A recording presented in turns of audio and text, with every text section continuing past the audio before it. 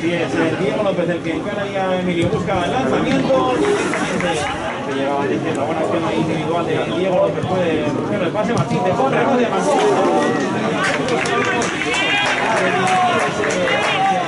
Y buscando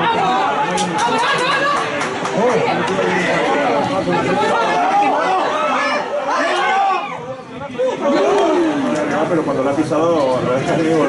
el gol de un cerquita, una jugada en la que van seguido de su defensor, detrás